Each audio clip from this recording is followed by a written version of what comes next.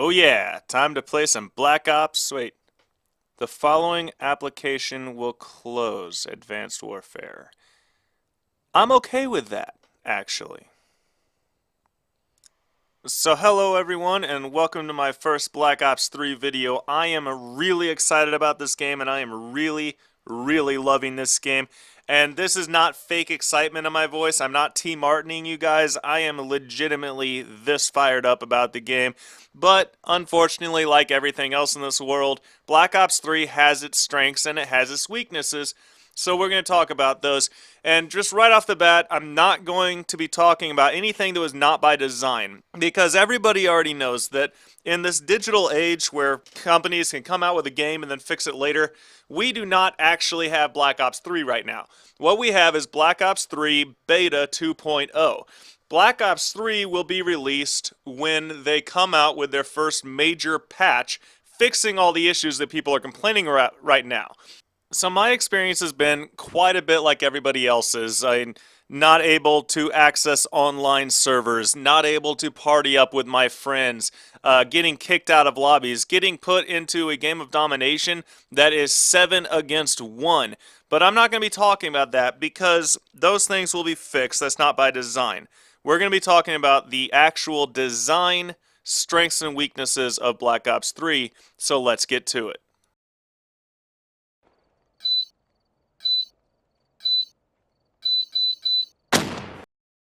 So first off, I just want to say the graphics in this game are incredible. If you have not already upgraded to a next-gen system, you need to do it right now because you are missing out on quite a bit of amazing attention to detail in this game. Like, not just taking a still frame of it and saying, wow, that looks so pretty, look how realistic they are, but the lighting effects are incredible. The shadows are awesome. Just the way your character moves, it feels fluid and natural.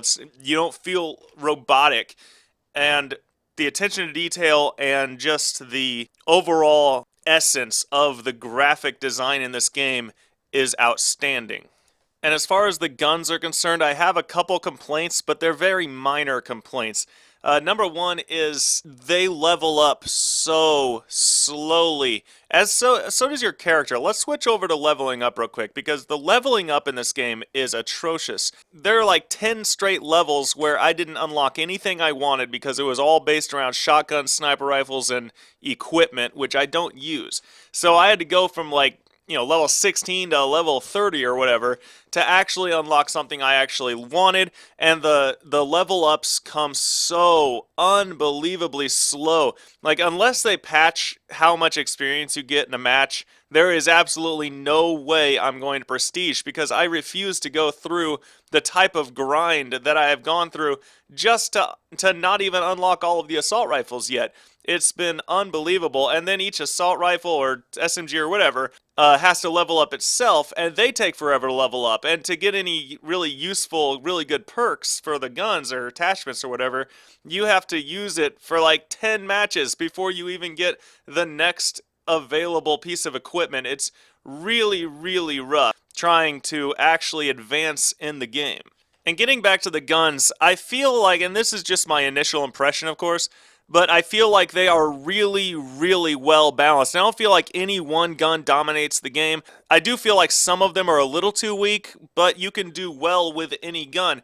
The thing is that each one of them has some kind of really amazing strength and really terrible weakness. Like, for example, they're super accurate, but deal really low damage, or they have a really high damage, but they fire extremely slowly, and they all just kind of fit this a really good equality. They're really well balanced, in my opinion.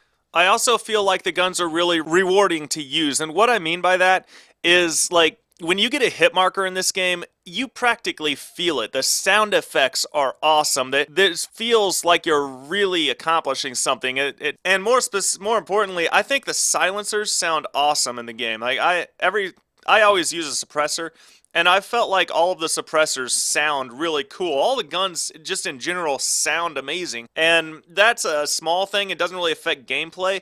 But both of those things really impact my enjoyment of the game. I really like those kind of minor details that all come together and really create a great experience to play. My only one complaint about the guns, and again, this is a minor thing that doesn't really affect gameplay, but it affects my enjoyment of the game, and I think they look terrible. I really don't like the look of the guns. Every gun in the game either looks like this massive behemoth weapon that looks like it should weigh 200 pounds and be carried around by the, massively oversized people in Gears of War or something, or there are these tiny little, like, super futuristic guns that have all these weird angles, and the magazines come out and go in at like a 45-degree angle instead of a 90-degree, and it kind of looks like they just drew a circle and then cut out little pieces of it to make the shape of a gun. And I understand that this is future and everything, but I would like for my weapons in the game to at least appear to be what they're trying to be, whether it be assault rifle or SMG or something like that. I don't want Halo guns. I don't want Gears of War guns. I want guns that look like something a soldier would actually carry. Next up is maps, and I gotta say, I really like the maps in the game. I don't really have an opinion about the aesthetic nature of the maps or the setting of the maps. I don't really care a whole lot about that, but I do care a lot about how the maps play, and I feel like the maps in this game all have a really good flow to them. There's a handful of them that I don't really care for. I don't actually know names. I think Exodus is one of them, but they all just seem to have a really good flow to them, and they're all equally good. Like, I feel like this game just in general is really well balanced. Spawning in on one side of the map doesn't give you an advantage over spawning in on the other side of the map. Carrying one gun doesn't give you an advantage over carrying another gun, etc. It's really well balanced. The only complaint I have about the maps is that they're very campy. This is a very campy game. That's one of the things I noticed right away, and I'm playing mostly Team Deathmatch with friends right now. But what I've noticed is that there is a lot of camping in the game, and I used to hate that. I used to not like that, but the camping in this game feels a little different than it did in, let's say, Ghosts, where you would just sit at a doorway and wait for people to walk by and shoot them. Or, in Advanced Warfare, there was no camping, basically. But the camping in this feels a lot more tactical. It's more meaningful camping. It's not so much sitting in one spot waiting for people to come as it is like moving slowly around the map tactically and strategically. And this game, as we know, is going to be very competitive oriented. They're bringing, the Arena League, the World League, all of those things. So it seems like they made the maps designed for the type of gameplay that competitive players use, where it's not so much about gun skill and reaction as it is strategy and holding down an area. And that's kind of how these maps feel to me. And in pubs, that equates to a whole lot of camping. But as people get better at the game and more acquainted with the maps, I think that's going to even out. And these are going to be really good maps to play, in my opinion. Now, as far as score streaks go, I actually have quite a few complaints about score streaks, and ultimately I like the score streaks. There's not really any score streak in the game like in my opinion, the guard dog or the system hack, which were just kind of really aggravating, trolly, annoying score streaks that actually hurt the game's, playability. But score streaks feel odd to me. Like, there are score streaks that are super powerful, but only cost like 900 points to get. Meanwhile, there's another score streak that's like a less powerful version of the system hack from Advanced Warfare that costs 1,400 points to get. And it's like, why would I want to work my way all the way up to 1,400 points just to affect your ability to wall run when I could launch this robot with an insta-kill machine gun on his arm and rockets for 900 points? Like, it just doesn't make sense. There are certain score streaks that I honestly wonder if I would ever use, even if I was at a place where I was getting those kinds of numbers. If I was getting 14 kills in a row, would I actually use that score streak? Probably not. I would rather, just be 4 kills away from my second awesome robot tank thing. I feel like a lot of the score streaks are going to not necessarily get nerfed in terms of how effective they are, but I think that the points it takes to earn score streaks is going to be affected quite a bit. Like the HCXD is a guaranteed kill almost. I almost never don't get a kill when I use it, and only costs 400 points. Meanwhile, the UAV can't directly kill people but costs 500 points. That doesn't make a whole lot of sense to me. But ultimately, I don't have any real complaints about the score streaks. I'm just kind of confused about some of the decisions they made when it comes to earning them. And I've only played 2 game modes so far, Domination and not free for all, Domination and Team Deathmatch. And, you know, Team Deathmatch is Team Deathmatch. It is what it is. But I gotta say, they made some awesome changes to Domination. There's a couple of minor changes that I think really affect the game. For example, they no longer give you a full, I believe it was like 150 points or something in Advanced Warfare for capping a neutral flag. So everybody starts out with, I think it was 200 actually. Every single person in the game starts out with 200 points just for free because they cap their home flag at the beginning of the game. In Advanced Warfare, capping your home flag only counts for 50 points because it's a neutral flag. Capturing a neutral flag is only 50 points, and that is really good because score streaks were outrageous in Domination in Advanced Warfare. It made the game mode almost unplayable. And that minor change, just changing the amount you get for an initial flag capture, is a really, really good change that they made that actually makes the game so much more fun to play.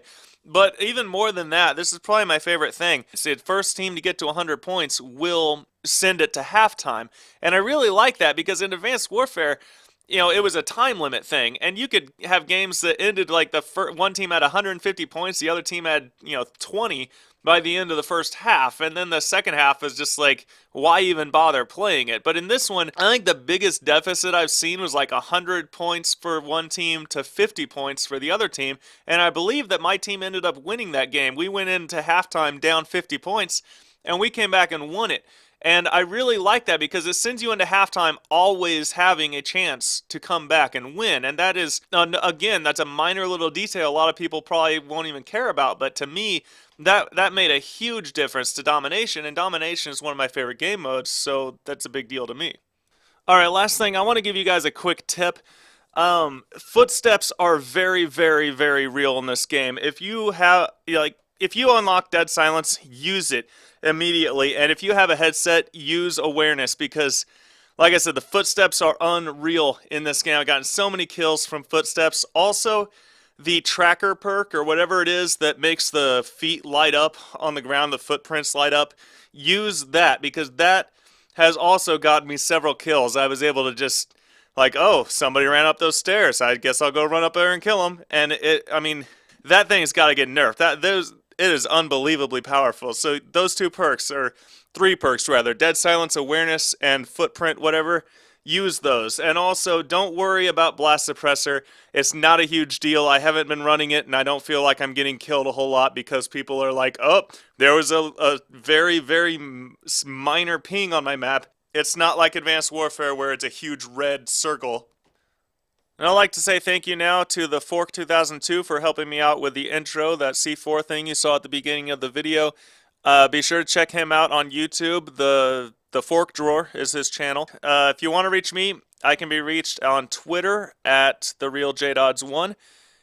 And thanks for listening and watching. I hope you enjoyed the video. I can't wait to bring you guys more content. I'm loving this game. Goodbye.